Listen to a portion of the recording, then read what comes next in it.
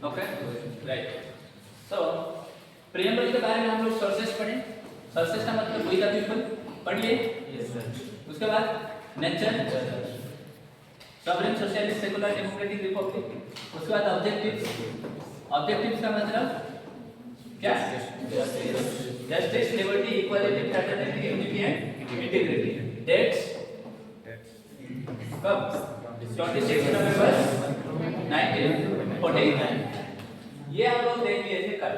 तो इसके बाद आज थोड़ा सा और कुछ पॉइंट्स है, कल छुट्टियां हैं, आज उसको कवर करेंगे। तो जो प्रियम्बल को अलग अलग लोग अलग अलग तरीके से नाम दिए हैं, ठीक है। प्रियम्बल को N.A. पालकीवाला ने इसको बोला है प्रियम्बल को कि preamble is an identity card. क्या बोला है? Identity card. Identity card. Preamble को क्या बोला गया है? किसने बोला? N.A. पालकीवाला ने बोला है कि प्रियम्बल एक आइडेंटिटी कार्ड है। हमारा जो प्रियम्बल है एक आइडेंटिटी कार्ड, जैसे आप लोगों के पास आइडेंटिटी कार्ड है ना, कोचिंग सेंटर का आइडेंटिटी कार्ड है, राइट। सिमिलरली हमारा जो प्रियम्बल को N.A. पालकीवाला ने बोला आइडेंटिटी कार्ड। ओके। सिमिलरली दूसरा पर्सन K.M. मुंशी, नाम सुने? K.M. मुंशी। K.M. मुंशी ने बोला है कि dignity of the individual. Preamble हमको क्या देता है? डिग्निटी देता है। डिग्निटी ऑफ द इंडिविजुअल, ठीक है। डिग्निटी का मतलब जानते हैं आप लोगों का सबका? रेस्पेक्ट। डिग्निटी, प्रियम्बल से हमको डिग्निटी मिलता है। ये सुन लो, कल डिग्निटी के बारे में बताया, ठीक है। Dignity of the individual. Individual को अगर डिग्निटी मिलना है तो प्रियम्बल को हमको फॉलो करना पड़ेगा। किसको फॉलो करना पड़ेगा? प्रियम्बल। प्रियम्बल क्या है कि कॉन्स्टिट्यूशन का एक इंट्रोडक्शन है, ठीक है। उसमें डिग्निटी ऑफ द इंडिविजुअल के बारे में बातें किया गया है, ठीक है। और एक चीफ जस्टिस जिसने बोला है कि यूनाइटेड नेशन का जो इंडिपेंडेंस के साथ कंपेयर किया है, उसके बारे में हम लोग लिखते हैं। ये दो पॉइंट को आप इंपॉर्टेंट समझिए। इंपॉर्टेंट पॉइंट अभी जो हम समझेंगे प्रियम्बल को लेके, वो है सबसे इंपॉर्टेंट है, ठीक है। ये जो प्रियम्बल है ये कॉन्स्टिट्यूशन का पार्ट है या नहीं है, whether the preamble is a part of the constitution or not। ये कॉन्स्टिट्यूशन का पार्ट है या नहीं है? आपको क्या लगता है? हाँ, पार्ट है। आपको लगता है पार्ट है? ओके, मुझे भी लगता है पार्ट है। लेकिन 1960 में केस बढ़ाने का टाइम बिजनेस बताऊंगा, ठीक है। एक केस आया बेरूबारी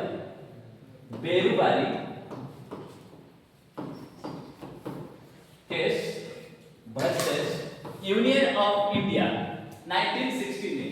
ये जो बेरूबारी केस था ये एनक्लेव्स को लेके, क्योंकि 1947 में इंडिया और पाकिस्तान डिवाइड हो गया था। डिवाइड होने के बाद कुछ एरिया ऐसा था पाकिस्तान का, कुछ एरिया इंडिया में था, कुछ एरिया पाकिस्तान में था। तो वहां पे पाकिस्तान वाले ने डिसाइड किया कि हमको ये एरिया हमारा दे दीजिए। तो उस टाइम एक केस किया गया था बेरूबारी एक प्लेस का नाम था। उसी प्लेस को लेने के लिए एक केस किया गया था। इस केस का डिटेल्स में बाद में पढ़ा हुआ, तो केस पढ़ा हुआ, ठीक है। आज हम प्रियम्बल को पार्ट है या नहीं है इसको समझना है, और ये बहुत इंपॉर्टेंट पॉइंट है, ठीक है। तो 1960 में Berubari case versus union of India आया, ओके। तो इस बेरूबारी केस में सुप्रीम कोर्ट के पास गया बेरूबारी केस। किसके पास गया? सुप्रीम कोर्ट के पास गया। तो सुप्रीम कोर्ट के पास जाने के बाद बोले कि सुप्रीम कोर्ट बोला कि preamble is not a part of the constitution, therefore it can not be amended. मतलब preamble is not a part of the constitution. Preamble is not a part of the क्या? अगर preamble constitution पर तो article 368 में हम लोग amend करते हैं, ये सर नो? कौन सा आर्टिकल? 368 में कॉन्स्टिट्यूशन, पार्लियामेंट के पास पावर है कॉन्स्टिट्यूशन को अमेंड करने के लिए। तो इस प्रियम्बल को सुप्रीम कोर्ट ने 1960 का केस में बोला कि preamble is not a part of the constitution. अगर पार्ट नहीं है तो क्या वो अमेंडेड हो सकते हैं क्या? जब पार्ट नहीं है अमेंड कर सकते हैं क्या? जो हमारा एसएलएमसीसी का स्टूडेंट नहीं, उसको हम पढ़ा सकते हैं क्या? जो एसएलएमसीसी का स्टूडेंट है उसको हम पढ़ाएंगे, है क्या नहीं? तो सिमिलरली 1960 में बेरुवारी केस आया। इस बेरुवारी केस आने के बाद सुप्रीम कोर्ट के पास केस पहुंच गया।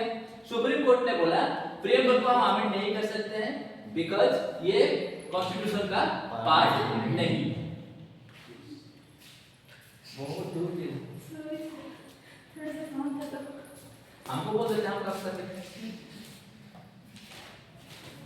ओके, तो preamble is not a part of the constitution. कौन सा केस में बोला गया? किसमें? बेरुवारी केस में। बेरुवारी कौन सा केस? क्या बोला सुप्रीम कोर्ट? तो आप लोग बोल रहे पार्ट ऑफ द कॉन्स्टिट्यूशन, तो पार्ट ऑफ द कॉन्स्टिट्यूशन है क्या? नहीं, अभी तक नहीं है। 1960 में रिकॉग्नाइज किया गया कि preamble is not a part of the constitution. Okay, किसने बोला? हम क्यों बोल रहे हैं? हां, कॉन्स्टिट्यूशन हमारा इंट्रोडक्शन में क्यों बोल रहे हैं? देखिए, इसको पार्ट नहीं बोला इसीलिए क्योंकि एक प्रियम्बल है।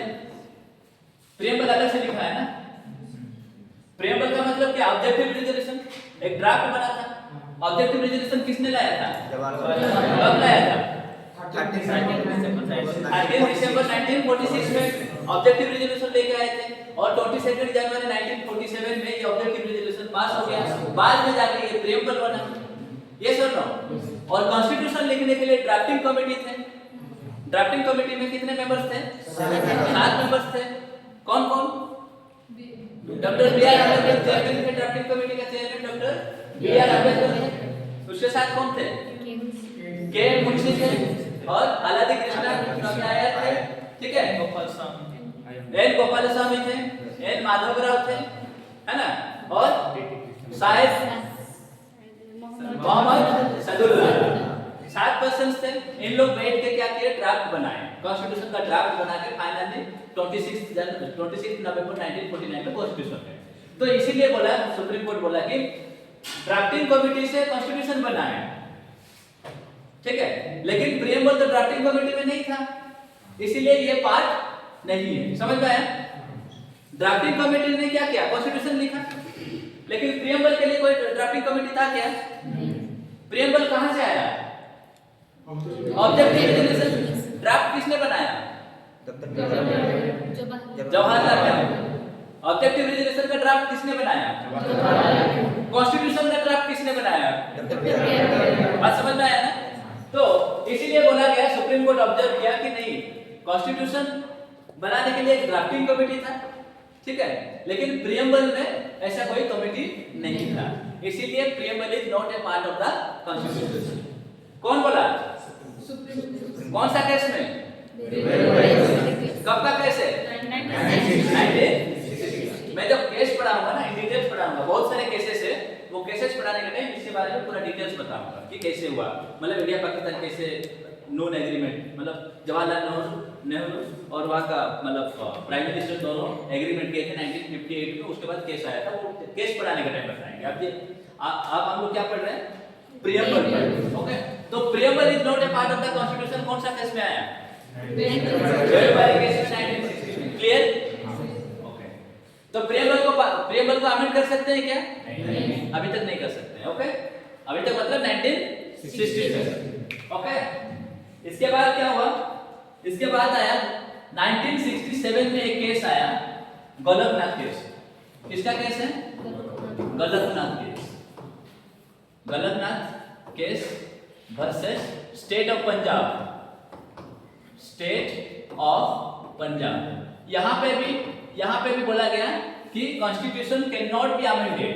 ये इस केस में बोला है कि constitution can not be amended, preamble can not be amended, ठीक है, Golaknath versus state of Punjab. Okay, इसमें भी बोला गया कि कॉन्स्टिट्यूशन को और प्रियम्बल को अमेंड नहीं कर सकते हैं। कौन सा केस में? ओके, इसके बाद एक केस आया 1973 में। 1973 आज तक का सबसे बड़ा बेंच, आज तक का सबसे बड़ा केस, सबसे famous case, Kesavananda Bharati versus Kerala, state of Kerala. Kesavananda Bharti.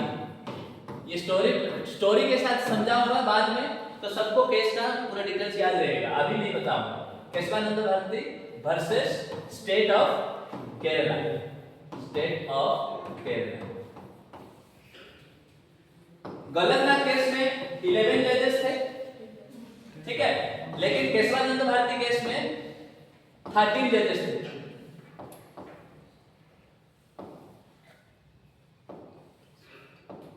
Keshavananda Bharati में इसमें 13, आज तक सबसे बड़ा बेंच, 13 जजेस बैठ के फैसला लिए थे वहां पे।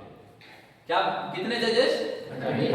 हमेशा जजेस ओड में रहते हैं क्योंकि उनके अंदर भी वोटिंग होता है, अगर इवन नंबर होगा तो बराबर हो जाएंगे, इसीलिए हमेशा ओड। इसमें भी 7-6 में केस आया, 7 जजेस ने। इस केस में केशवानंद भारती ने हार गई, लेकिन सबसे बड़ा जजमेंट एक आया था, और सबसे फेमस जजमेंट कौन सा केस है? क्या? Kesavananda Bharati case versus state of Kerala. कब आया था? 1973 में। कौन सा केस? कौन सा case? Kesavananda Bharati versus state of Kerala. कब आया था? 1973। फर्स्ट केस कब आया? बेरुवारी केस आया। फर्स्ट टाइम प्रियम्बल को रिकॉग्नाइज किया था बेरुवारी केस 1960 में, और लेकिन उसमें बोला गया preamble is not a part of the, okay, इसीलिए उसको अमेंड नहीं कर सकते हैं। गलतनाथ केस में आया, उसमें भी अमेंड नहीं कर सकते, सुप्रीम कोर्ट बोल दिया। लेकिन 1973 में कौन सा केस आया? केशवानंद भारती केस में। यहाँ पे आने के बाद केस चला गया कहाँ पे? सुप्रीम कोर्ट के पास। जैसे ये केस गया तो वहां पे ऑब्जर्व किया, मतलब पहले जो 2 टाइम जजेस मतलब जजमेंट दिए थे, वो जजमेंट का रिवर्स हो गया। रिवर्स का मतलब उल्टा हो गया, ठीक है। इस केस में केशवानंद भारती केस में, Kesavananda Bharati versus state of Kerala में क्या कहा गया कि preamble is also the part of the constitution. क्या बोला? तो प्रियम्बल अगर पार्ट है तो उसको अमेंड कर सकते हैं कि नहीं? इससे पहले अमेंड नहीं कर सकते हैं बोले, लेकिन अभी क्या कर सकते हैं? प्रियम्बल अमेंड कर सकते हैं कि नहीं? कर सकते हैं ना। क्यों कर सकते हैं? क्योंकि इस केस में बोला गया preamble is the part of the Indian constitution. Kesavananda Bharati में क्या बोल दिया? प्रियम्बल। केशवानंद में क्या बोला? केशवानंद भारती में पार्ट ऑफ द, बात समझ में आ गया? तो यहाँ पे सबसे बड़ा इंपॉर्टेंट जो जजमेंट आया था, preamble is part of the constitution, preamble also can amend like the constitution can amend under article 368। 368 के तहत पार्लियामेंट के पास ये पावर है कि पूरा कॉन्स्टिट्यूशन को हम चेंज कर सकते हैं। पार्लियामेंट के पास क्या पावर है? पूरा कॉन्स्टिट्यूशन को अमेंड कर सकते हैं, चेंज कर सकते हैं। बट एक बट वर्ड जो है, आप उसमें बेसिक स्ट्रक्चर को छेड़खानी नहीं कर सकते हैं। बेसिक स्ट्रक्चर डॉक्ट्रिन पढ़ा हुआ, बेसिक स्ट्रक्चर को आप चेंज नहीं कर सकते। Basic structure can not be change. इसका मतलब क्या है? देखिए, आप constitution, whole constitution you can change, पूरा कॉन्स्टिट्यूशन, पूरा संविधान को आप चेंज कर सकते हैं, लेकिन जो कॉन्स्टिट्यूशन का जो बेसिक स्ट्रक्चर है उसको आप हटा नहीं सकते, उसको चेंज नहीं कर सकते। फॉर एग्जांपल, बेसिक स्ट्रक्चर का मतलब बताया था थोड़ा सा कि ये घर है, ये हॉल है क्या नहीं? यहाँ पे एक पिलर, यहाँ पे एक पिलर, यहाँ पे एक पिलर, ये पिलर, चारों तरफ पिलर है। पिलर अगर हटा देंगे तो घर रहेगा क्या? बिल्डिंग टूट जाएगा ना। तो पिलर को पिलर रहेगा, आप अंदर कितना डेकोरेट कर रहे हैं ताकि जॉब टू यू। रूम के अंदर टेबल रखोगे, चेयर रखोगे, जो भी रखोगे, लेकिन ये जो स्ट्रक्चर दिया गया है, इस स्ट्रक्चर को आप हटा नहीं सकते। दैट मींस कॉन्स्टिट्यूशन में जो वी द पीपल है, सोर्सेस, उसको नहीं हटा सकते। नेचर सॉवरेन था, डेमोक्रेटिक था, क्या था?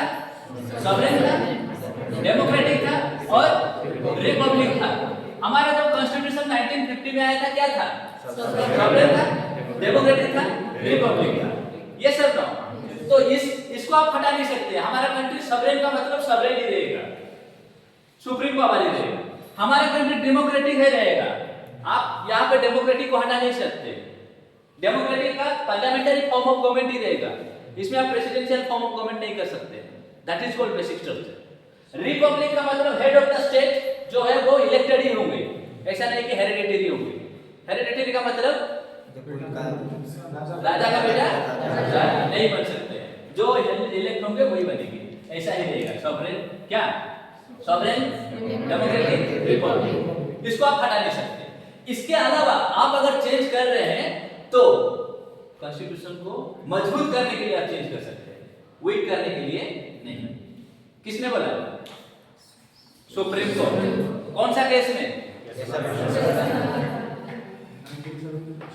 1973 Kesavananda Bharati versus state of Kerala. ठीक है, बात समझ में है? सबसे पहले सुप्रीम कोर्ट ने क्या बोला था प्रीएम्बल को? Not a part of the constitution, it can not be amended. But 1973 में केस रिवर्स हो गया, जजमेंट उल्टा हो गया और बोला कि preamble is also a part of the constitution and it can be amended under article 368। 368 किसके पास पावर है? 368 किसके पास पावर है अमेंड करने के लिए? पार्लियामेंट के पास पावर है। किसके पास? पार्लियामेंट कंसिस्ट ऑफ किसको लेके पार्लियामेंट बना है? Lok Sabha, Rajya Sabha and president, right? Lok Sabha, Rajya Sabha and president. Lok Sabha में पास होगा, राज्यसभा में पास होगा, फिर प्रेसिडेंट साइन करेंगे अंडर आर्टिकल 111 में, बताया था ना, असेंट। ठीक है, लोकसभा, राज्यसभा, प्रेसिडेंट। ये प्रेसिडेंट जब साइन करेंगे तो जो भी अमेंड करना है वो अमेंड हो जाएगा। इसीलिए ये क्या है, इंपोर्टेंट केस है क्या नहीं? लेकिन आप अमेंड करेंगे लेकिन क्या चेंज नहीं कर सकते हैं? Basic structure doctrine, basic structure को आप चेंज नहीं कर सकते। क्लियर, समझ में आ गया? तो यहां से प्रीएम्बल हमारा पार्ट ऑफ द कॉन्स्टिट्यूशन बना। ओके, अभी पार्ट बन गया। ओके, नेक्स्ट 1973 में ये जो केस आया और बेसिक स्ट्रक्चर डॉक्ट्रिन को आप चेंज नहीं कर सकते हैं लेकिन कॉन्स्टिट्यूशन को मजबूत कर सकते हैं, राइट? तो 1976 में for the first time 42nd constitutional amendment act आया। 42nd constitutional amendment act of 1976। यहां पे आने के बाद for the first time preamble को अमेंड किया गया। किसको अमेंड किया गया? प्रीएम्बल को अमेंड किया और 3 नया वर्ड प्रीएम्बल में ऐड किया गया। कौन कौन सा वो word? Socialist, secular and integrity, ये 3 वर्ड को जोड़ा गया। तो ये 3 वर्ड जोड़ने के बाद प्रीएम्बल स्ट्रांग बना या वीक बना? बेसिक स्ट्रक्चर को कुछ छटा नहीं हुआ क्या? कुछ चेंज नहीं हुआ। तो सोशलिस्ट, सेकुलर एंड इंटीग्रिटी, ये 3 word 1976 42nd constitutional amendment act में ऐड किया गया हमारा कॉन्स्टिट्यूशन प्रीएम्बल में। तो आज तक प्रीएम्बल को एक ही टाइम अमेंड हुआ है, ओनली सिंगल टाइम। कब? प्रीएम्बल आज तक कितने बार अमेंड हुआ है? पक्का? कब? 1976। कौन सा केस के बाद? केशवानंद भारती में क्या बोला?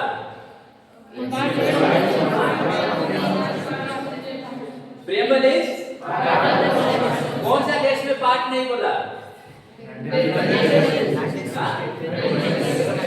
सब समझ में आया? फर्स्ट कॉन्स्टिट्यूशन का पार्ट नहीं है, प्रीएम्बल पार्ट नहीं है बोला, लेकिन बाद में केस रिवर्स हुआ तो पार्ट है, उसको भी अमेंड कर सकते हैं। अगर अमेंड करेंगे लेकिन क्या अमेंड नहीं कर सकते हैं? Basic structure. ठीक है, बेसिक स्ट्रक्चर। ओके, ये बात रहा आपका। लास्ट में और एक बार एक केस आया, LIC versus union of India 1995 में। LIC क्या होता है? हाँ?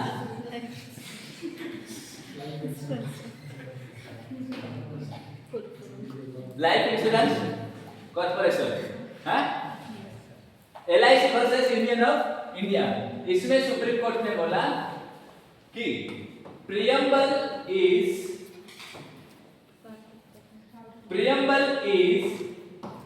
an integral part of the constitution। इसका मतलब क्या है? सिर्फ पार्ट नहीं है, इंटीग्रल, मतलब उसको कोई अलग नहीं कर सकते। ये कंप्लीटली जजमेंट दे दिया LIC versus union of India में कि preamble is an integral part of the constitution. मतलब अभी हमारा प्रियम्बल एक इंटीग्रल पार्ट है, जैसे इंडिया का उड़ीसा एक इंटीग्रल पार्ट है, आंध्र प्रदेश एक इंटीग्रल पार्ट है, उसको हटा सकते हैं क्या? नहीं हटा सकते है ना। Similarly LIC versus union of India में कंप्लीटली केस को, मतलब प्रियम्बल का पूरा जितना भी डिटेल्स था, ये सारे चीजें क्या कर दिया? क्लियर कर दिया कि प्रियम्बल है या नहीं है, प्रियम्बल कॉन्स्टिट्यूशन का पार्ट है या नहीं। क्लियर? सबका समझ में आ गया? राइट? ओके। तो LIC लाइफ लॉन्ग दे दिया ना प्रियम्बल को। लाइफ इंश्योरेंस कॉर्पोरेशन एक केस हुआ था कि एक्चुअली उस टाइम क्या है कि प्रियम्बल तो क्या है, ठीक है? आप 1960 में बोले 9, आप 1973 में बोले हाँ, तो फाइनली और एक केस हुआ 95 में, ये बोला कि कंप्लीटली यस, लंबा वाला। ओके, बात समझ में आ गया? Fine, right.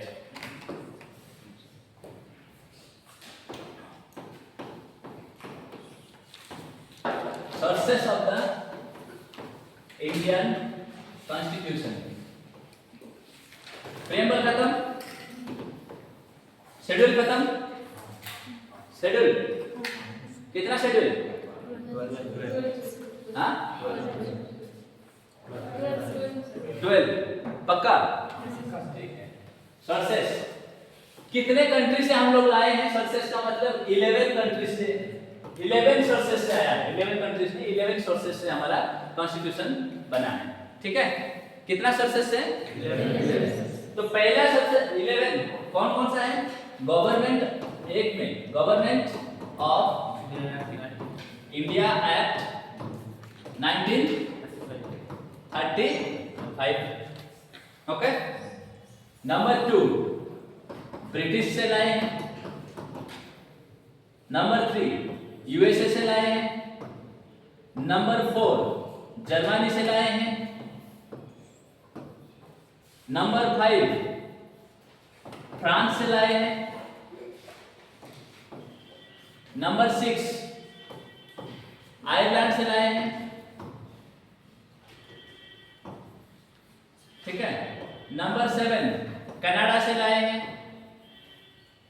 नंबर 8 USA से लाए हैं। नंबर 9 साउथ अफ्रीका से। South Africa.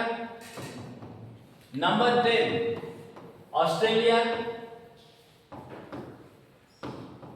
नंबर 11 USA हो गया।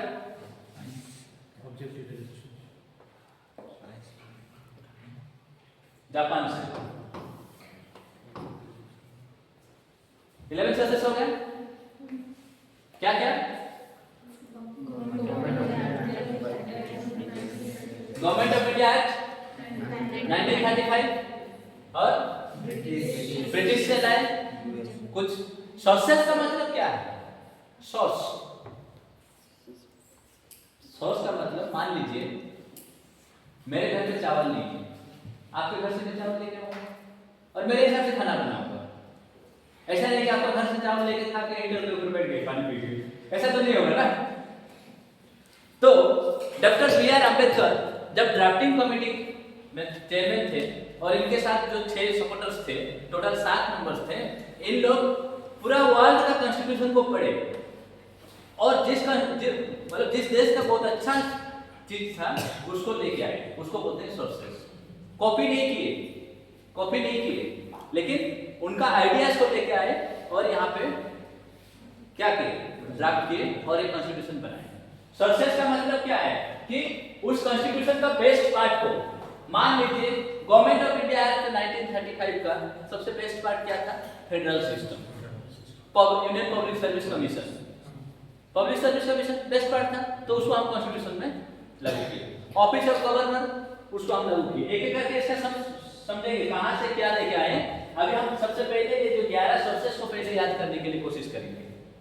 क्या क्या है ये, जोर से,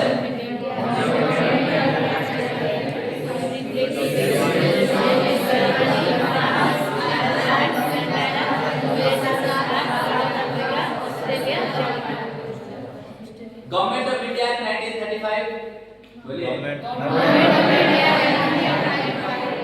government of India 1935,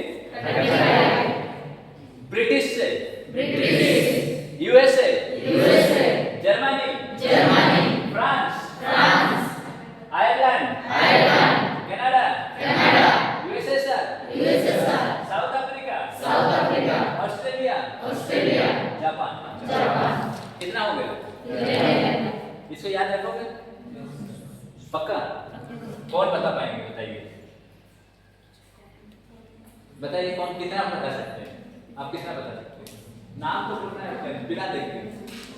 government of India 1935 सबको याद रहेगा, मुझे पता है, आई एम श्योर।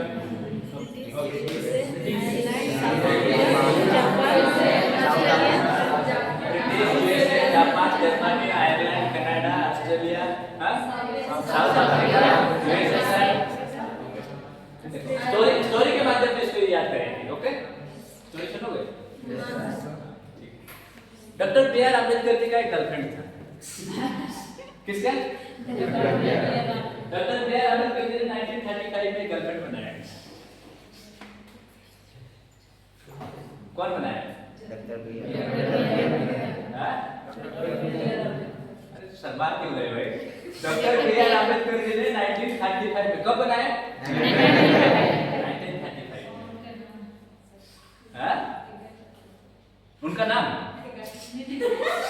उनका नाम है,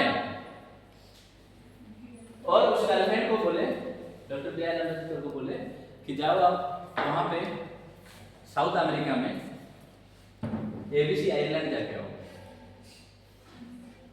कौन सा आइलैंड? ये आयरलैंड है। उसका नाम क्या है? एबीसी। ये कहाँ पे है? South America. कहाँ पे? क्या है? ABC island. क्या है? एबीसी। ध्यान से सुनिए, सबको याद रह जाएगा। वो गर्लफ्रेंड के मतलब बातें हैं ना, ठीक है? Okay, Ireland, ABC. आयरलैंड का नाम क्या है? एबीसी। कहाँ पे? South America. Doctor B R Ambedkar, doctor B R Ambedkar ji, respect, said in 1935 to her girlfriend, ठीक है? गर्लफ्रेंड किसने बोला? ये सब कुछ नहीं आएगा। Doctor B R Ambedkar constitution बनाए, इसीलिए उनका गर्लफ्रेंड का नाम दिए, नहीं तो दूसरे का नाम देते। गर्लफ्रेंड नहीं बनाए थे सच में, ठीक है? वो शादीशुदा थे। ओके, कब बोला था? 1935। क्या बोले कि गर्लफ्रेंड, क्या बोला? गर्लफ्रेंड जा, गर्लफ्रेंड जा। उस एबीसी आयरलैंड में, एबीसी आयरलैंड साउथ में, south America.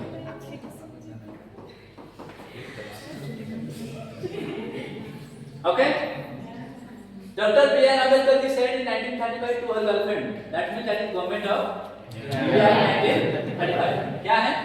Government of India Act 1935. 100 के 1935 में बोले थे डॉक्टर बी आर अम्बेडकर थे। हाँ या ना दीपिका? ठीक है, 100 से याद हो गया? Government of India act 1935। Yes और no? Girlfriend G means F means जा मीन्स उश A means B means British C means Ireland means South means America means US. हो गया? गर्लफ्रेंड या उस एबीसी आइलैंड साउथ अमेरिका, या तो इसको ऐसे भी बोल सकते हैं गर्लफ्रेंड या उस मतलब एबीसी आइलैंड में और आ बोलने से भी अमेरिका आएगा। ठीक है, जा और आ। ठीक है, क्या डॉक्टर बी आर अम्बेडकर क्या बोले? गर्लफ्रेंड जा उस कहां पे जाने के लिए बोले? उस आयरलैंड साउथ साउथ में बोलो या साउथ एरिया बोल के भी साउथ एरिया बोलना। और आ जा और आ। जा मीन्स आ मीन्स जा मीन्स जापान, आ means America, G means girlfriend नहीं है Germany, F means Bush, A B C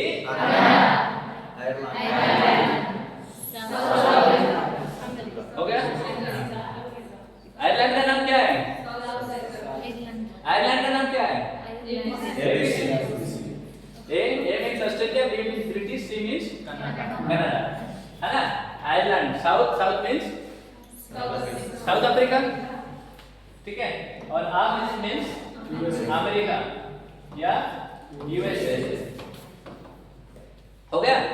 11 sources. अब कंफ्यूजन नहीं रहेगा ना? हाँ या ना? ओके, तो सबसे पहले देखेंगे हम लोग गवर्नमेंट ऑफ इंडिया 1935 का। गवर्नमेंट ऑफ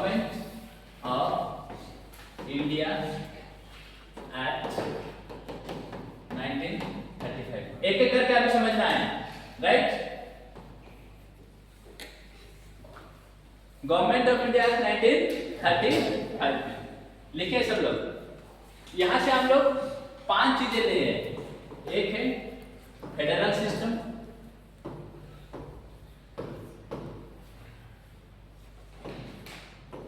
दो ऑफिस ऑफ गवर्नर, मेरे साथ साथ लिखिए जल्दी जल्दी, एक्सप्लेन करूंगा नहीं तो फिर।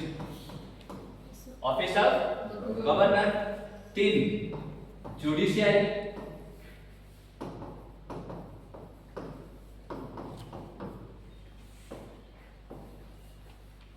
कितना हो गया?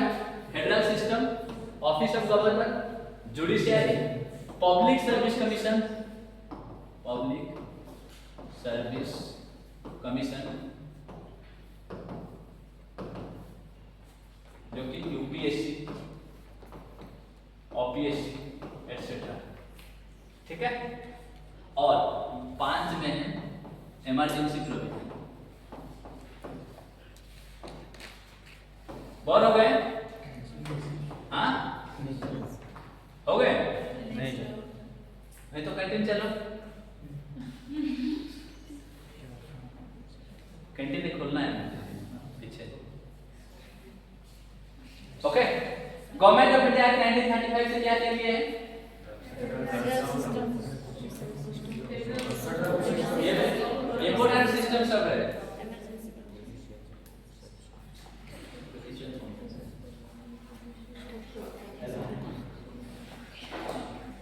लिमिट्स वो देखेंगे दबाएगा। अब देखिए गवर्नमेंट ऑफ इंडिया 1935 अपने आप एक बहुत बड़ा डॉक्यूमेंट था। ठीक है, वो भी कॉन्स्टिट्यूशन थी। गवर्नमेंट ऑफ इंडिया 1919 भी एक कॉन्स्टिट्यूशन है, गवर्नमेंट ऑफ इंडिया 1935 भी एक कॉन्स्टिट्यूशन था। उसी अर्थ से ही गवर्नमेंट चल रहा था ना, ब्रिटिशर्स चला रहे थे, है ना। तो गवर्नमेंट ऑफ इंडिया 1935 का सबसे बेस्ट चीज क्या था कि फेडरल सिस्टम एक था। व्हाट इज फेडरल सिस्टम अभी समझाऊंगा आपको। इससे पहले जो पढ़ाया हूं साइलेंट फीचर्स क्लास कौन कौन किए, जो किए हैं उनको समझने में इजी आएगा, क्योंकि डिटेल्स बताया था ना। फेडरल सिस्टम का मतलब क्या है, federal in form but United in spirit बताया था ना। फेडरल सिस्टम क्या है, ऑफिस ऑफ गवर्नर क्या है, जुडिशियरी, पब्लिक सर्विस कमीशन जो यूपीएससी एंड एफपीएससी, और इमरजेंसी प्रोविजन। ये 5 चीजें कहां से लाए हैं हम लोग।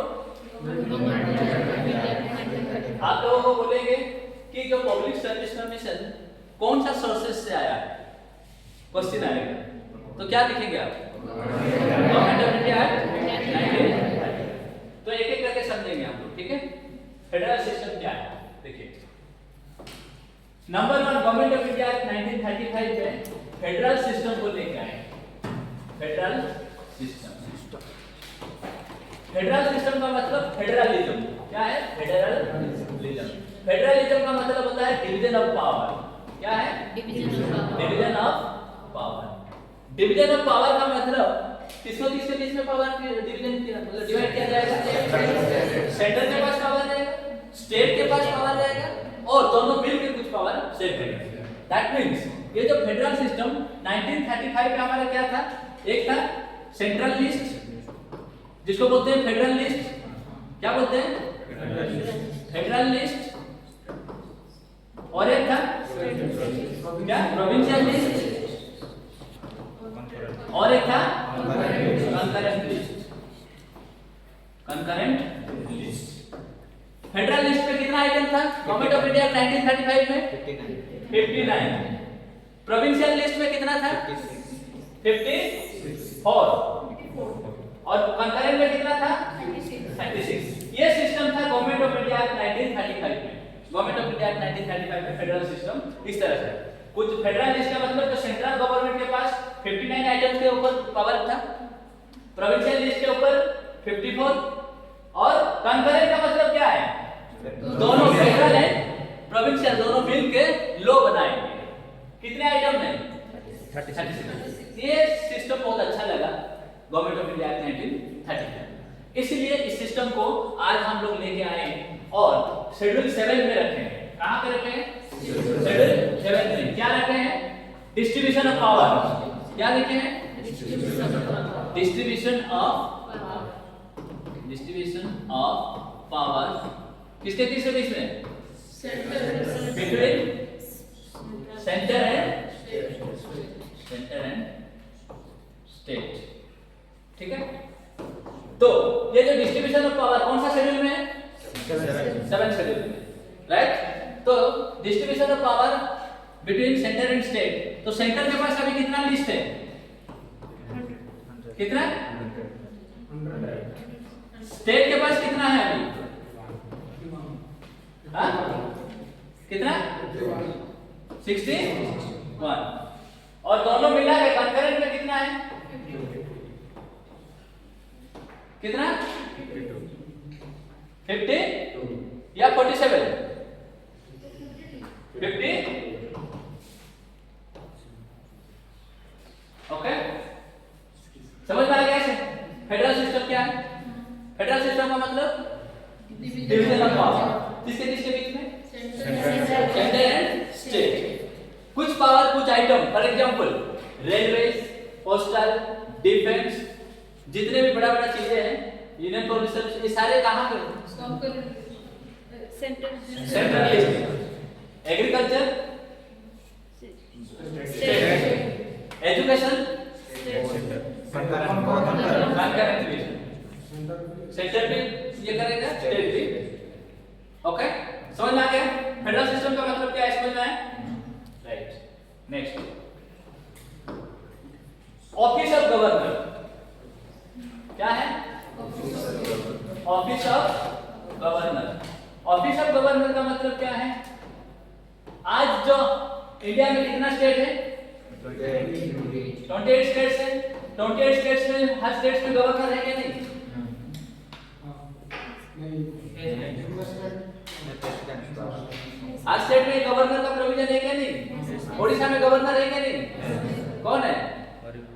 कौन?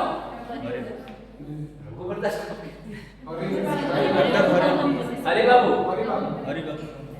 ठीक है, 28 स्टेट्स में जो भी स्टेट्स होगा उस स्टेट में गवर्नर रहेंगे, ऑफिस ऑफ गवर्नर। समझ में आ गया?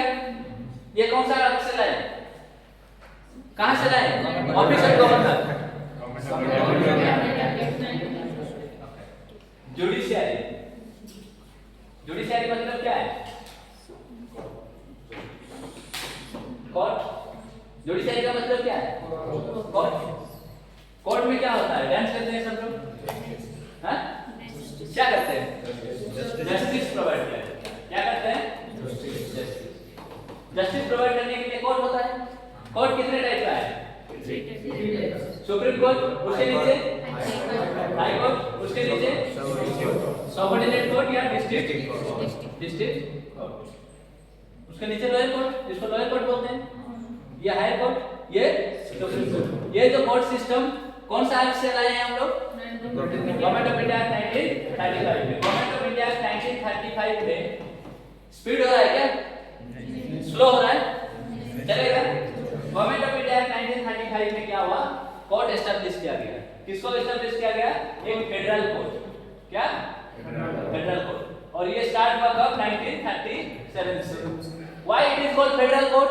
उस टाइम गवर्नमेंट ऑफ इंडिया 1935 में इसको फेडरल कोर्ट क्यों बोला गया? सुप्रीम कोर्ट क्यों नहीं बोला गया? क्योंकि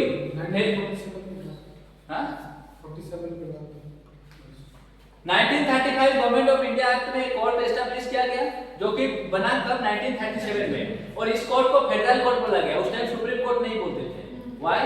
क्योंकि फेडरल कोर्ट का मतलब इसके जो कोर्ट है, इसके पावर को डिस्ट्रीब्यूशन किया गया था। इसके पास फाइनल पावर नहीं था। जो भी फाइनल डिसीजन लेना है लंदन में लेते थे। कहां पे लेते थे? इसीलिए इसको फेडरल कोर्ट बोला गया, सुप्रीम कोर्ट नहीं था। ठीक है, ओके, समझ में आया? Why it is called federal court? Because the court has no supreme power. The court has no supreme power, therefore it was called federal court. 1950 में क्या हुआ? इस फेडरल कोर्ट को सुप्रीम कोर्ट बोला गया। क्यों? इंडिया इंडिपेंडेंस हो गया, सॉवरेनिटी बन गया इनका, तो जो भी डिसीजन लेना है इंडियन कोर्ट ही लेगा। अभी आपको लंदन जाने की जरूरत नहीं है। इसीलिए फेडरल कोर्ट क्या बन गया? क्या बन गया? समझ में आ गया? Okay, next, public service commission. ये आप लोगों को फंसाएगा। क्या? Union public service commission. Historical background याद कीजिए। कौन सा एक्ट में सबसे पहले इंडियंस को सिविल सर्विस में एग्जाम देने की मौका मिला? 1953। हाँ, 1853। सब फंसे? फंसे? 1993।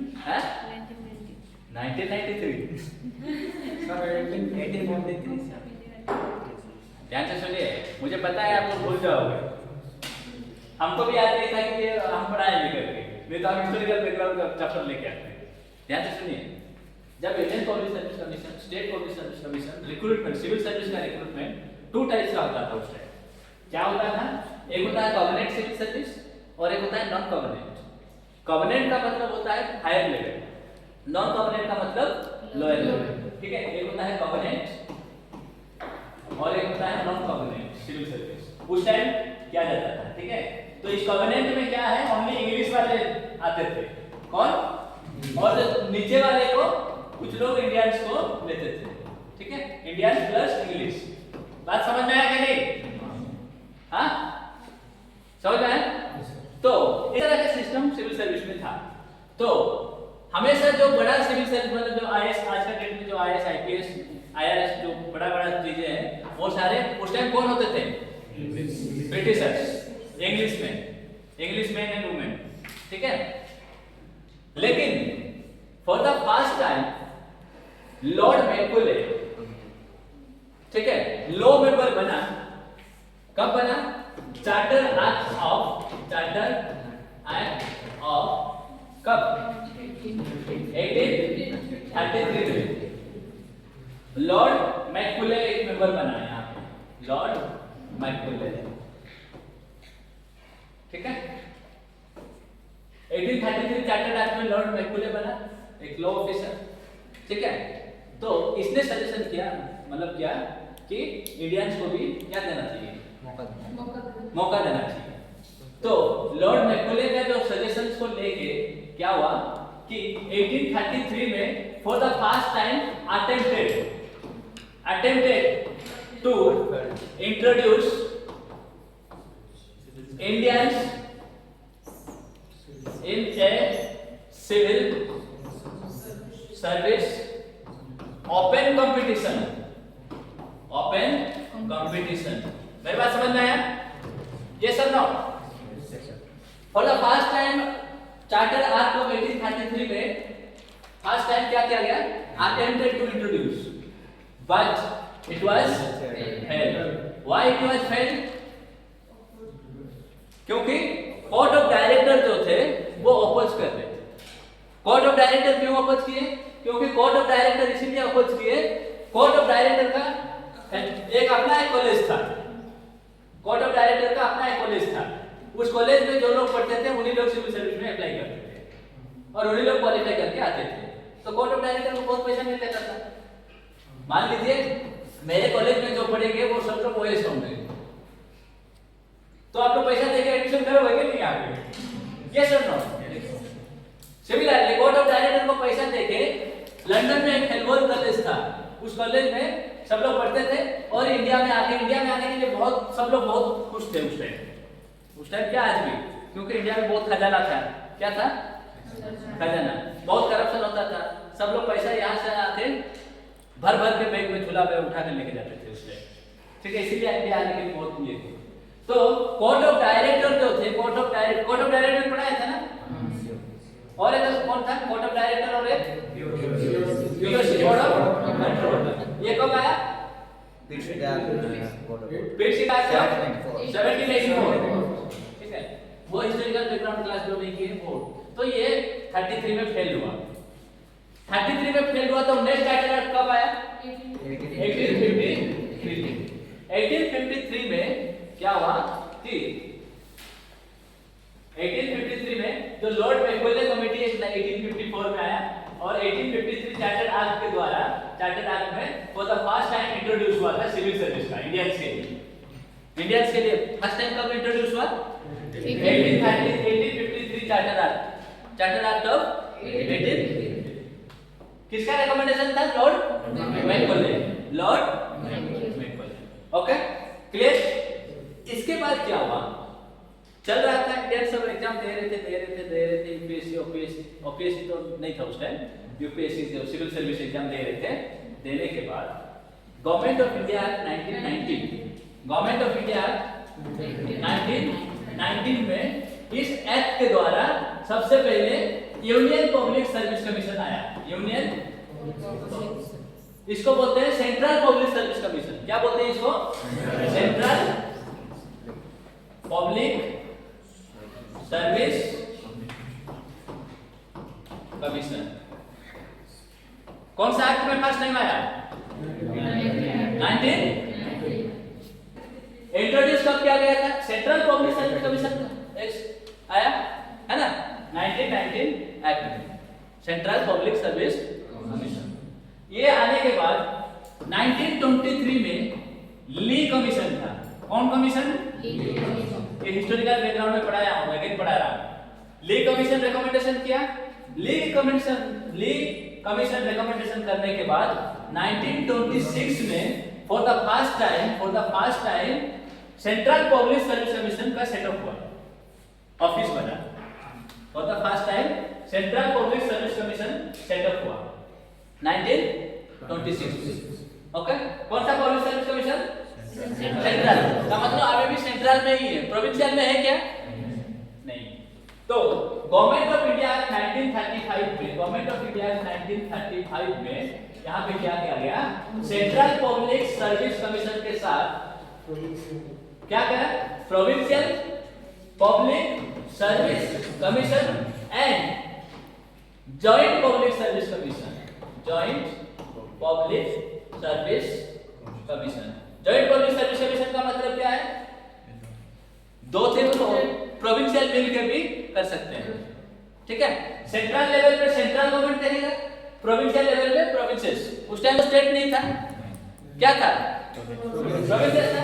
तो प्रोविंशियल पब्लिक सर्विस कमीशन, और जहां जो प्रोविंसेस के पास पैसा नहीं था वो जॉइंट पब्लिक सर्विस कमीशन, मतलब टू और मोर प्रोविंसेस मिलके जहां पे एग्जाम कंडक्ट करेंगे उसको बोलते हैं जॉइंट पब्लिक। बात समझ में आ गया, आया क्या नहीं, क्या समझ में आया? हाँ? सबसे पहले कब इंट्रोड्यूस हुआ, attempted to introduce 1833.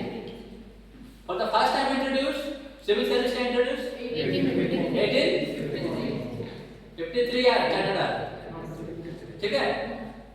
54 में रिकॉग्निशन हुआ लेकिन इंट्रोड्यूस हो गया 1853 में। सेंट्रल पब्लिक सर्विस कमीशन का रिकमेंडेशन कब आया, गवर्नमेंट ऑफ इंडिया 1990। कौन सा कमीशन रिकमेंड किया था,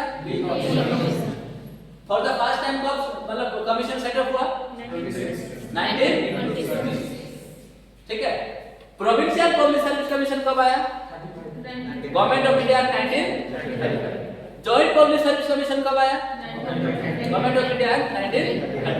तो फाइनली गवर्नमेंट ऑफ इंडिया 1935 में सेंट्रल पब्लिक सर्विस कमीशन का सेटअप हुआ, प्रोविंशियल पब्लिक सर्विस कमीशन का सेटअप हुआ and joint public service commission का सेटअप हुआ। सेटअप होने के बाद आज का डेट में वो बना है यूनियन पब्लिक सर्विस कमीशन और स्टेट पब्लिक सर्विस कमीशन। समझ आ गया? ये प्रोविजन हम लोग कहां से लाए, government of India 1935, government of India 1935। Next 5 number क्या है, इमरजेंसी।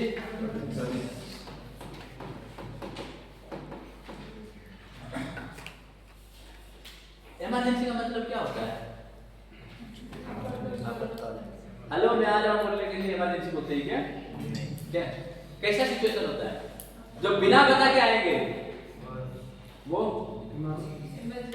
इमरजेंसी का मतलब आप उम्मीद नहीं किए होंगे ऐसा घटना घट जाएगा, उसको क्या बोलेंगे हम लोग,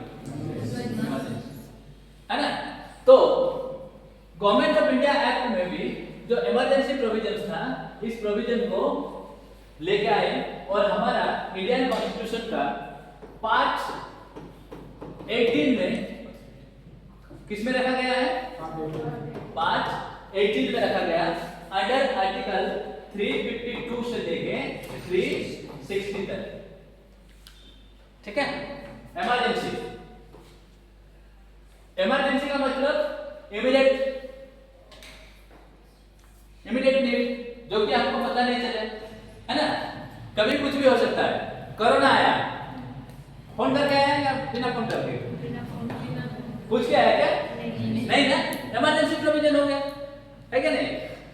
कौन सा पार्ट में रखा गया है, आर्टिकल 352 to 360। ध्यान से सुनिए, इमरजेंसी जो होता है अलग अलग तरीके का होता है, ठीक है। एक होता है इमरजेंसी इंटरनल इमरजेंसी, एक होता है एक्सटर्नल इमरजेंसी। इसका डिटेल्स में पार्ट्स पढ़ाने के टाइम डिटेल्स बताऊंगा, लेकिन अभी थोड़ा सा ब्रीफ आइडियाज दे रहा हूं इमरजेंसी प्रोविजंस होता है। एक होता है इंटरनल प्रोविजंस इमरजेंसी और एक होता है एक्सटर्नल इमरजेंसी। इंटरनल का मतलब देश के अंदर इमरजेंसी होना, फॉर एग्जांपल ये एसएलएमसी है ना। इंटरनल का मतलब कहां है, क्लासरूम के अंदर। एक्सटर्नल का मतलब क्लासरूम के बाहर, right. Similarly emergency provision in India का मतलब इंटरनल इमरजेंसी का मतलब इंडिया के अंदर, एक्सटर्नल इमरजेंसी का मतलब इंडिया के बाहर।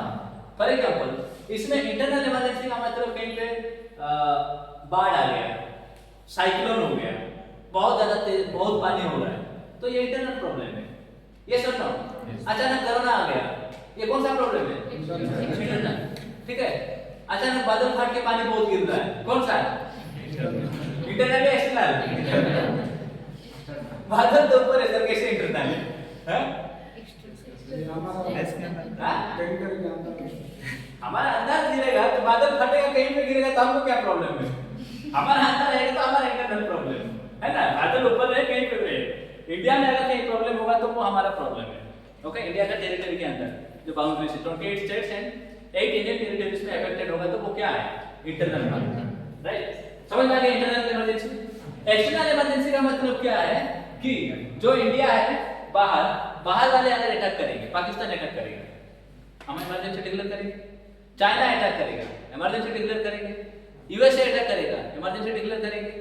उसको कौन सा इमरजेंसी बोलेंगे? एक्सटर्नल। समझ में आ गया ना? बाहर वाले अगर हमको अटैक करेंगे या कुछ प्रॉब्लम क्रिएट करेंगे तो वो क्या है? ठीक है। पाकिस्तान से पानी भेजेंगे, कौन सा प्रॉब्लम है? पाकिस्तान से कोरोना भेजेंगे, कौन सा प्रॉब्लम है? पाकिस्तान से जहाज भेजेंगे, कौन सा प्रॉब्लम है? समझ में आ गया? इंटरनल एंड एक्सटर्नल ये। और ये इंटरनल एंड एक्सटर्नल इमरजेंसी को हम लोग 3 तरह का इमरजेंसी का प्रोविजंस रखते हैं। एक होता है नेशनल इमरजेंसी, नेशनल इमरजेंसी। एक है स्टेट इमरजेंसी,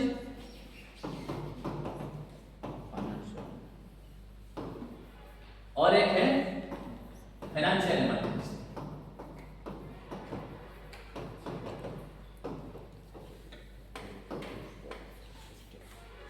जो हमारा इंटरनल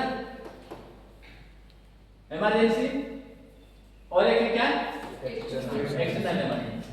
तो आप बोलेंगे सर वहां पे तो इंटरनल बोले, इधर एक्सटर्नल बोले और ये इमरजेंसी बोल रहे हैं। ये सारे इमरजेंसी को हम लोग 3 भाग में डिवाइड किए, इंटरनल एंड एक्सटर्नल। ठीक है। एक है नेशनल इमरजेंसी, इसको आर्टिकल 352 में रखें, आर्टिकल 352 में।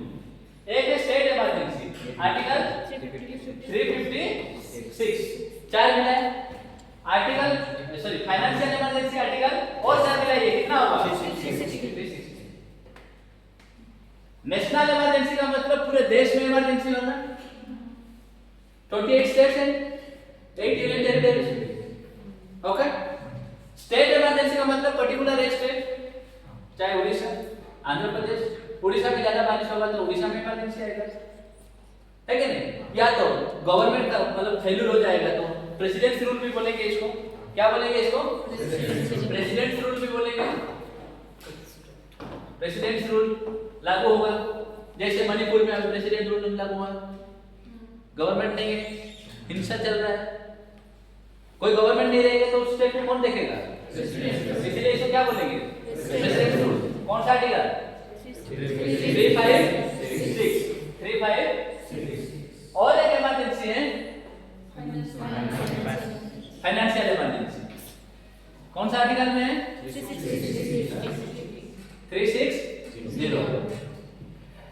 ठीक है, 360। इस तरह से जो प्रोविजंस है इसको हमारा पार्ट, कौन सा पार्ट में रखे हैं? कहां पे? पार्ट 18, आर्टिकल 352 से डिटेल्स पढ़ेंगे पार्ट पढ़ने में। ओके, समझ में आ गया ना? एक्सटर्नल और इंटरनल, राइट। ये जो 5 टाइप का जो प्रोविजंस है, ये 5 टाइप्स है। एक होता है फेडरल सिस्टम, दूसरा होता है ऑफिस ऑफ गवर्नर, तीसरा होता है जुडिशियरी, चौथा होता है पब्लिक सर्विस कमीशन, पांचवा होता है इमरजेंसी प्रोविजन। ये 5 प्रोविजंस हम कहां से लाए हैं? Government of India 19।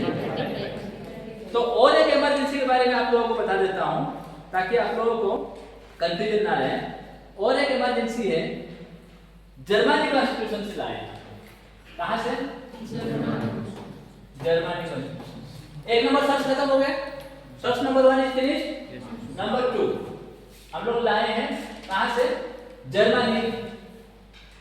जे में जर्मनी था, है ना? जर्मनी को बोलते हैं वेमर कॉन्स्टिट्यूशन। वेमर कॉन्स्टिट्यूशन क्या बोलते हैं इसको? Weimar constitution. वेमर एक प्लेस है जर्मनी में, इसलिए उसी के नाम पे ये वेमर कॉन्स्टिट्यूशन बोलते हैं। ठीक है। इसी कॉन्स्टिट्यूशन का, जर्मनी कॉन्स्टिट्यूशन का सबसे बेस्ट चीज एक था, suspension of fundamental rights during emergency.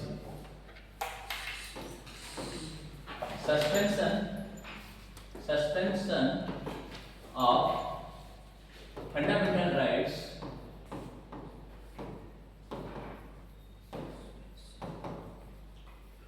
During emergency.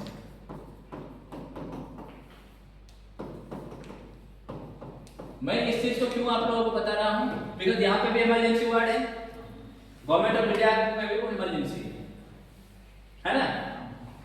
Suspension of fundamental rights during emergency, ठीक है, ओके। इसका मतलब क्या, वो इससे पहले जो इमरजेंसी बताया वो क्या है और ये क्या है? National emergency, state emergency, financial emergency, internal emergency, external emergency.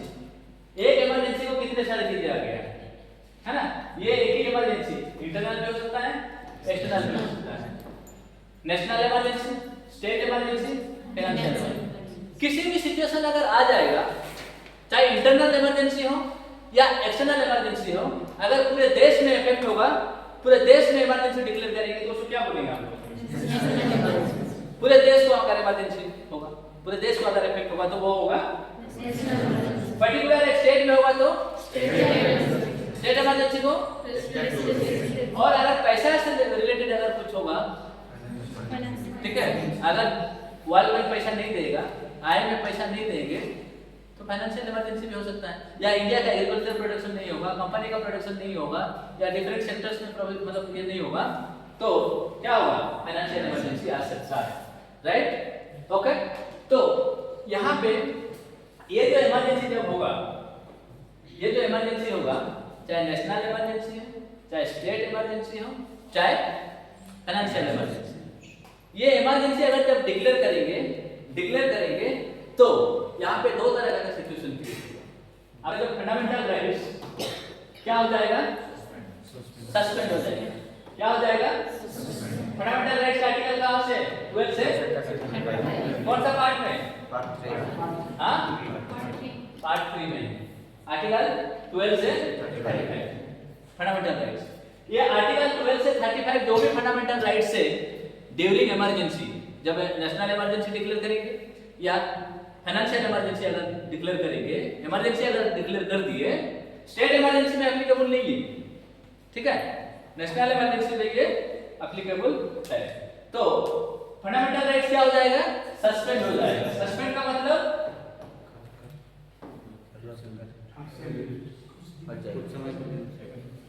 Suspend का मतलब क्लास, सस्पेंड का मतलब क्लास चलते रहेगा, बंद हो जाएगा। तो फंडामेंटल राइट्स कब सस्पेंड हो जाएगा? During emergency. लेकिन यहाँ पे वेरी इंपॉर्टेंट पॉइंट है कि कुछ इमरजेंसी ऐसा है, मैं क्या बताया था आप लोगों को, एक इंटरनल इमरजेंसी और एक एक्सटर्नल इमरजेंसी।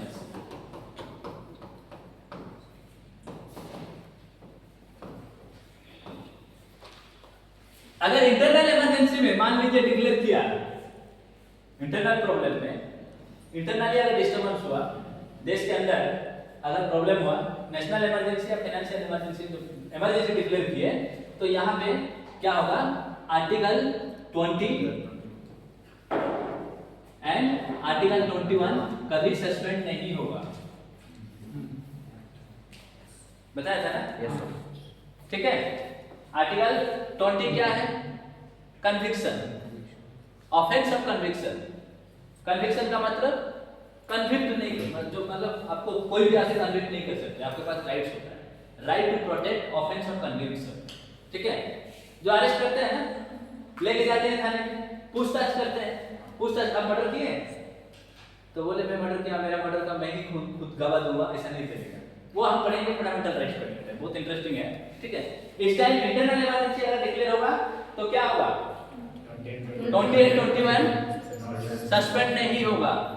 जब एक्सटर्नल इमरजेंसी अगर डिक्लेयर करेंगे तो यहाँ पे आर्टिकल 19, आर्टिकल 20 एंड 21 सस्पेंड नहीं होगा।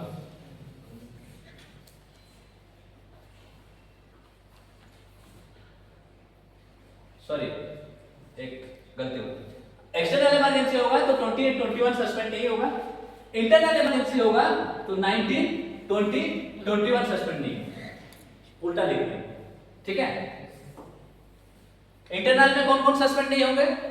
19 20 21। और एक्सटर्नल में कौन सस्पेंड नहीं होंगे? इसका मतलब क्या है, देखिए ब्रीफ आइडिया। आर्टिकल 19 कहता है कि freedom of speech and expression, freedom of speech and, आपको बोलने का आजादी होगा। अगर मान लीजिए इंटरनल इमरजेंसी डिक्लेयर करके आपको बोलने का आजादी खत्म कर देंगे, आप कुछ बोल नहीं पाओगे, तो मोदी जी खुद एंजॉय करेंगे क्या नहीं? राहुल जी एंजॉय करेंगे क्या नहीं?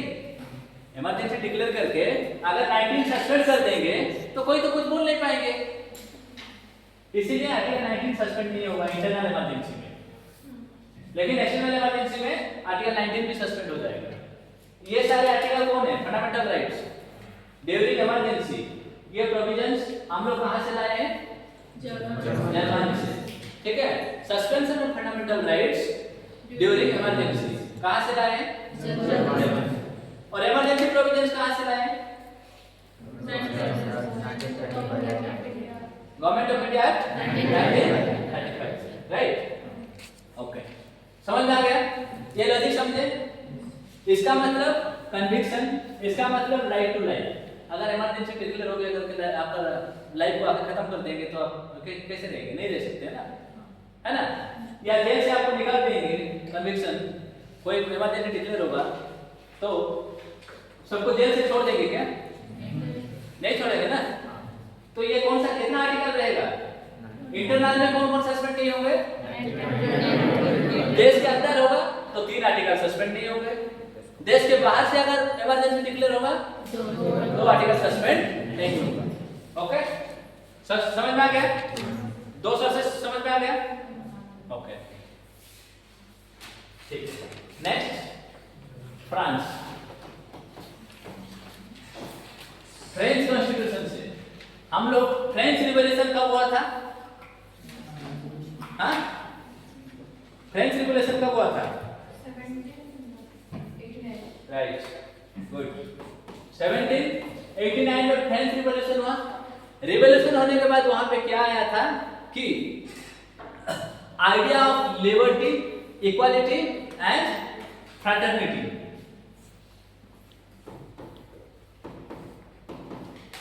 The idea of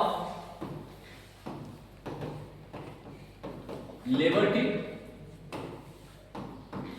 equality and fraternity.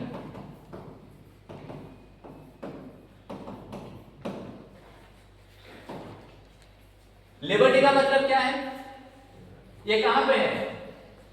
Liberty, equality, fraternity कहां पे है? In the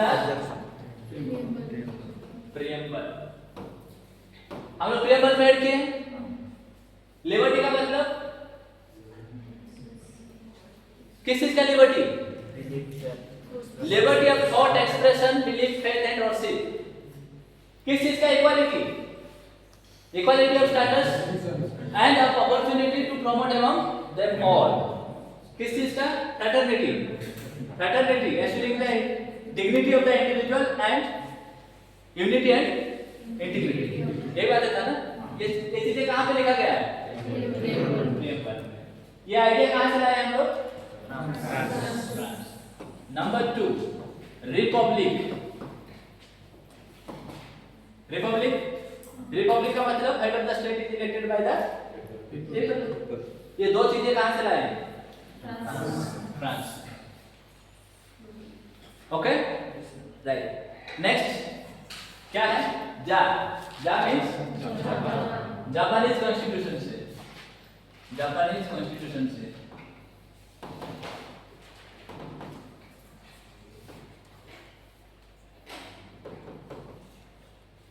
procedure established by law, established by law. Procedure established by law. ये आर्टिकल 21 के साथ काम करता है। आर्टिकल 14 के साथ काम करता है। ठीक है, कैसे काम करता है? What is the meaning of procedure established by law? How can you understand it? आप लोग कैसे समझ सकते हैं procedure established by law?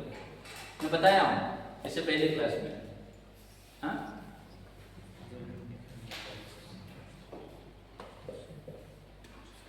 Procedure का मतलब क्या है? क्या है? प्रोसेस। प्रोसेस के द्वारा एक लॉ बनेगा। फॉर एग्जांपल, हम लोगों का क्या सिस्टम है एसएलएनसीसी में? आप लोगों का मतलब कितने साल के लिए आपको ट्रेनिंग मिलेगा, यहाँ से कोचिंग मिलेगा? ये कैसे, कौन डिसाइड किया है? कौन? कैसे आप मानेंगे? कैसे 1 ईयर के लिए करके कैसे मानेंगे आप? हाँ?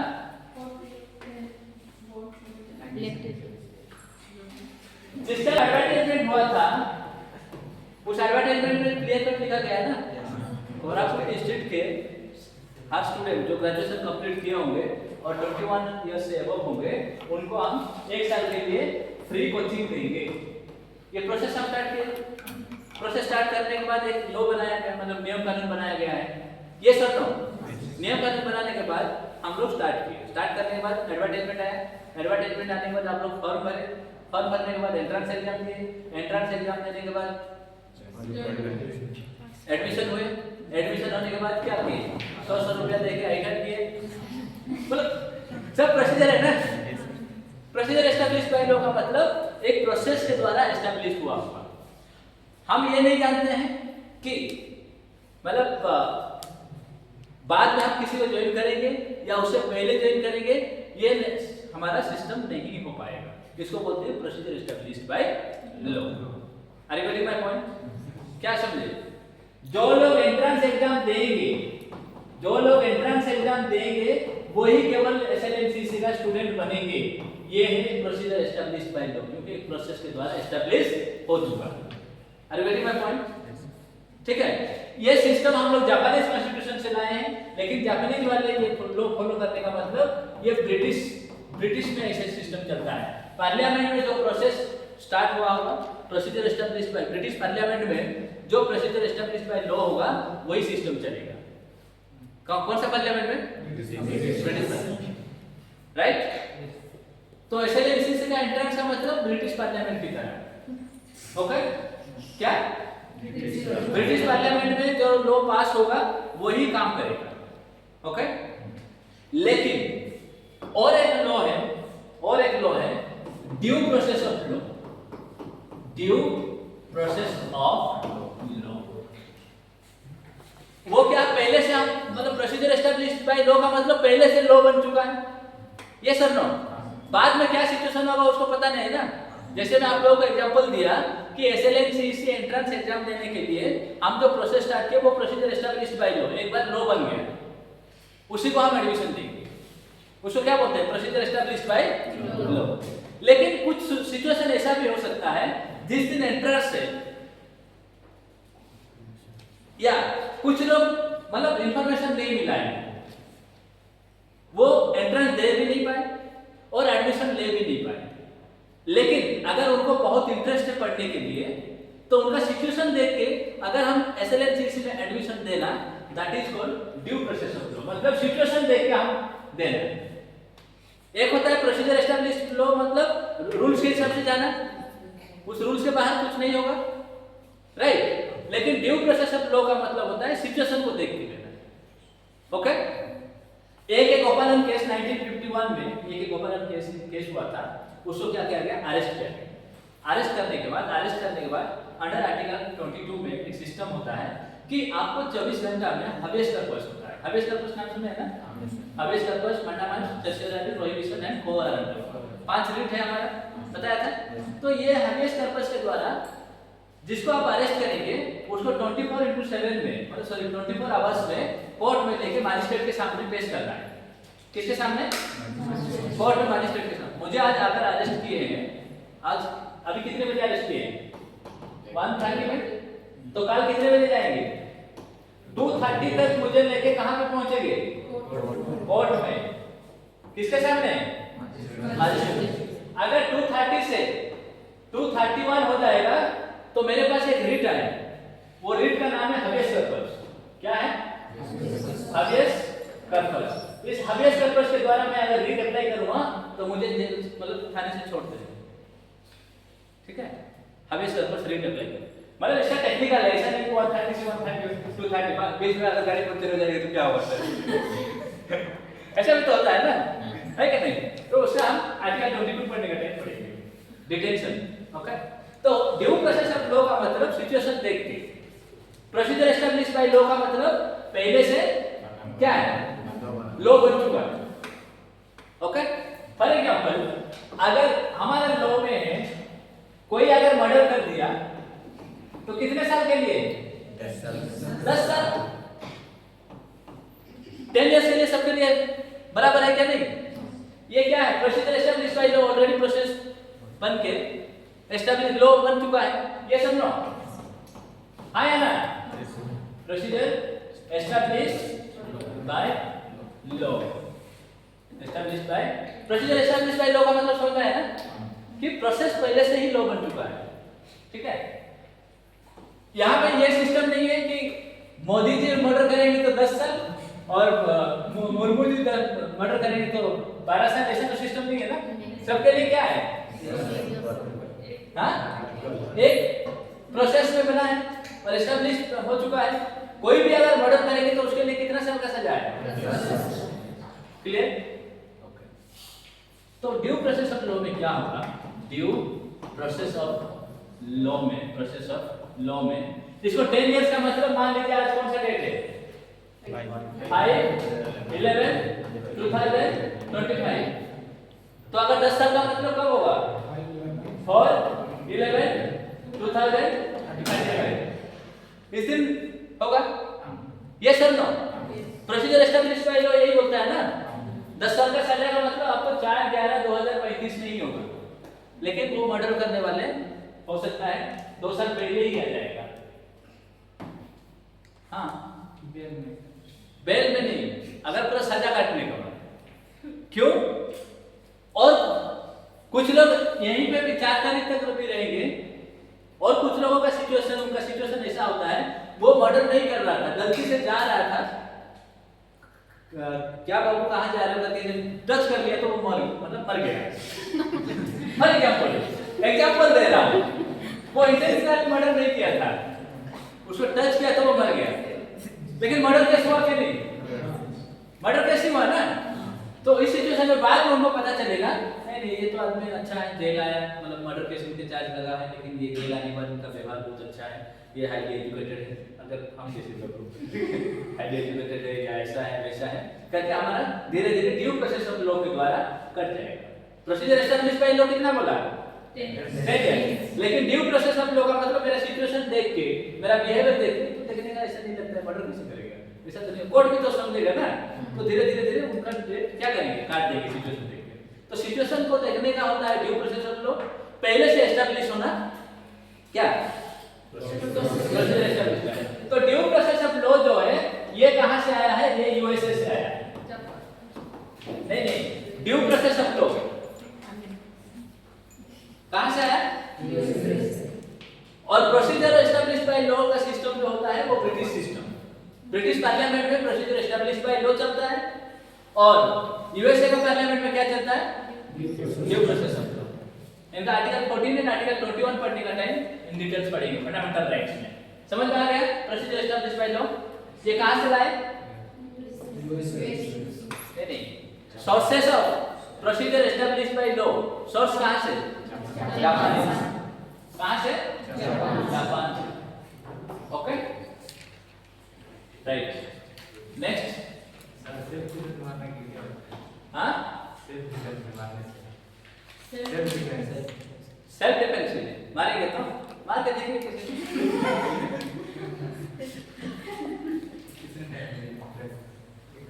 आप किसी को मर्डर भी कर देंगे, अगर कोई प्रूफ नहीं देंगे तो आप क्या है? बिंदास रहोगे। आप मर्डर नहीं भी करेंगे, मर्डर हुआ है आपके खिलाफ, अगर आपको बगल वाले बोल देंगे यही मर्डर किया सर मैं देखा था, बस सर बाद में पता चलेगा ना हमको, बाद में पता चलने तक तुम तो दाल भात खाते रहोगे ना, है कि नहीं? ओके, तो नेक्स्ट है यूएसएसआर। पुश लिखा हुआ है ना, हाँ? यूएसएसआर से हम 3 चीज लेके आए। लास्ट हाँ, यूएसएसआर का मतलब क्या है? Union of Soviet Soviet. Okay, यहां से लेके आए हैं हम लोग 3 चीज। एक है फंडामेंटल ड्यूटीज।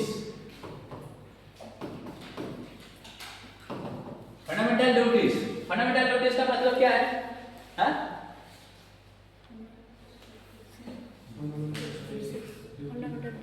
हाँ, क्या? The idea of justice. Justice क्या क्या है? हाँ?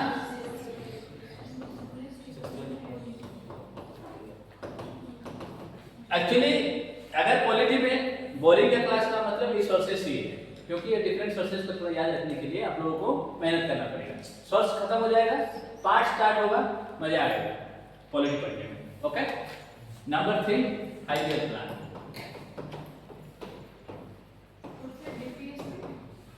है, ऊपर है, आयरलैंड से लाया गया था। Okay, fundamental duties, the idea of justice, social, economic and political and 5-year plan. ये तीनों कहां से लाए हैं हम लोग? What is fundamental duties?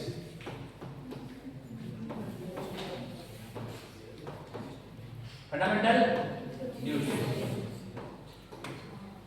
देखिए 1973 में क्या हुआ था? 1973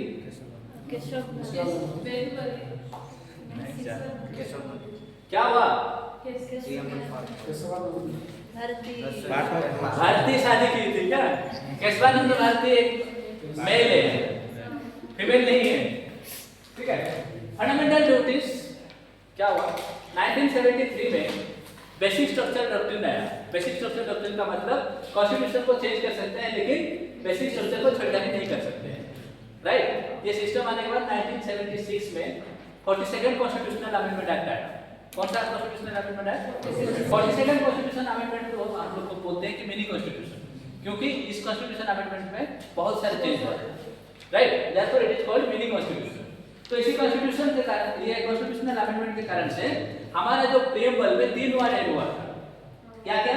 सोशलिस्ट, सेकुलर एंड इंटीग्रिटी, ये 3 वर्ड यूज हुआ। तो ये वर्ड यूज होने के कारण बोला गया कि ये अगर वर्ड को हम यूज कर रहे हैं तो यहाँ पे जो इंडियन लोगों के पास ये ड्यूटीज भी होना चाहिए। क्या होना चाहिए? ड्यूटीज होना चाहिए। तो उस टाइम बोला गया कि ड्यूटीज को होना चाहिए, नहीं होना चाहिए, तो बोले नहीं ड्यूटीज होना चाहिए। तो ड्यूटीज कौन सा ड्यूटीज होगा, इसके ऊपर स्टडी करने के लिए एक कमिटी बैठाया गया। उस कमिटी का हेड जो था वो सरदार स्वर्ण सिंह। कौन? सरदार स्वर्ण सिंह, ठीक है। इन्होंने सरदार स्वर्ण सिंह कमिटी ने फंडामेंटल ड्यूटीज का क्या क्या रिकमेंडेशन किया और बोला कि 10 फंडामेंटल ड्यूटीज होना चाहिए। कितना फंडामेंटल ड्यूटीज होना चाहिए? 10 फंडामेंटल ड्यूटीज। तो 42nd कॉन्स्टिट्यूशनल अमेंडमेंट एक्ट में हमारा जो इससे पहले ओरिजिनल कॉन्स्टिट्यूशन में फंडामेंटल ड्यूटीज नहीं था, था क्या? लेकिन आया कब?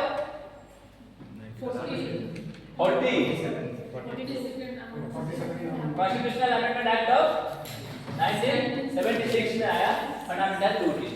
ये फंडामेंटल ड्यूटीज के द्वारा लोगों का पास ये होना चाहिए कि हम लोग नेशनल फ्लैग को अवॉइड करना चाहिए, मानना चाहिए कि नहीं? नेशनल एंथम जब चलेगा तो खड़ा होना चाहिए, हमारे फ्रीडम फाइटर्स को मानना चाहिए, है कि नहीं? ये सारी चीजें फंडामेंटल ड्यूटीज में दिया गया। ये कमेटी का हेड कौन थे? Triple S. कौन? सरदार स्वर्ण Singh. Fundamental duties, the idea of justice, liberty, the idea of justice, social, economic and political, कल बताया था। ये सब नो। सोशल जस्टिस का मतलब क्या है? सोसाइटी में डिस्क्रिमिनेशन नहीं होना चाहिए। इकोनॉमिक जस्टिस का मतलब क्या है? कहीं पे भी वर्किंग प्लेसेस में या कहीं पे भी अर्निंग प्लेसेस में डिस्क्रिमिनेशन नहीं होना चाहिए। पॉलिटिकल जस्टिस का मतलब कहीं पे भी इलेक्शन में आपको डिप्राइव नहीं करना है, ठीक है। ये आइडिया कहाँ से लाए हम लोग? 5 ईयर प्लान। ये जो 5 ईयर प्लान क्या होता है? ये 5 ईयर प्लान होता है हर 5 साल में इलेक्शन नहीं, हर 5 ईयर प्लान में इकोनॉमिक्स का होता है। 5 साल में क्या खर्चा होगा, क्या नहीं होगा, आने वाले टाइम में क्या करेंगे, क्या नहीं करेंगे, ये 5 ईयर प्लान जो है, ठीक है। हर 5 साल के लिए, आने वाले 5 साल में हम लोग कौन सा स्टेट के लिए कितना पैसा जाएगा, ये सारे सिस्टम 5 ईयर प्लान होता है। 5 ईयर का प्लान को 5 ईयर प्लान, 1 ईयर का प्लान को 1 ईयर प्लान। आप लोग 1 ईयर का प्लान में चल रहे हैं, ये सब ना है। एक साल के अंदर आप लोगों का हिस्ट्री खत्म होगा, पॉलिटी खत्म होगा, ज्योग्राफी खत्म होगा, सीसेट खत्म होगा कि नहीं? तो अगले साल क्या करेंगे? 2 ईयर प्लान, 3 ईयर प्लान आप अपने हिसाब से बनाएंगे, लेकिन गवर्नमेंट ने क्या बनाया? 5 ईयर प्लान पे बनाया। तो अभी तक हम लोग क्या पढ़ चुके हैं? हाँ, बी आर अम्बेडकर जी ने कब बोला?